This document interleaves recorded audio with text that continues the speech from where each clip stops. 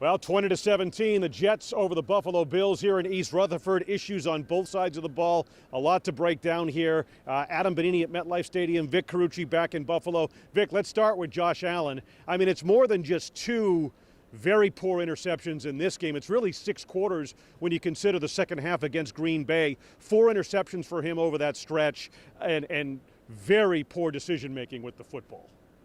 Yeah, that's a trend when it goes on that long.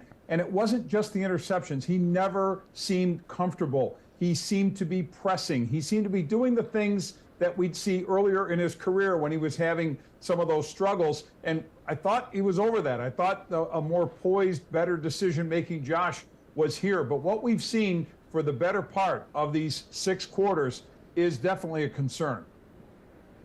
And when you go back to that Green Bay game last week, you talk about the defensive side now. 208 yards rushing for the Packers in that game, 174 for the Jets in this one. But really with the game on the line, especially, New York just ran it right at the Bills and right through them to set up that go-ahead field goal.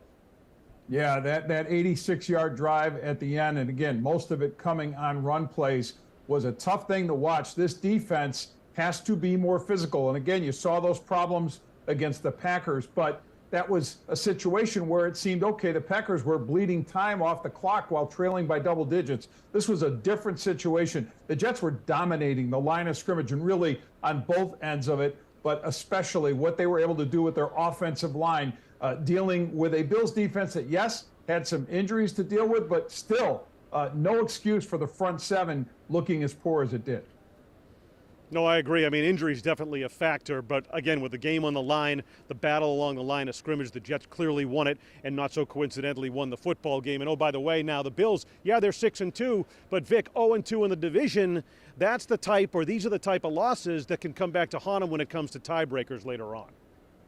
Yeah, no question. And those tiebreakers, those conversations involve like Kansas City, teams outside of their division. Well, let's look at the AFC East. It is a tougher division, and 2 teams definitely improved themselves, and Jets are one of them. The Dolphins are the other, and those are the 2 losses the Bills have suffered, and it's a thing you got to pay attention to. Zach Wilson, the young quarterback who had struggled so badly last week, showed the poise that we did not see from Josh Allen. So if you're seeing a team like that make that kind of stride, and you see Miami win a game again, those are the things that the Bills have to focus on. They can't assume, just because we all think they're the runaway winner of the division, that they're going to be the runaway winner of the division.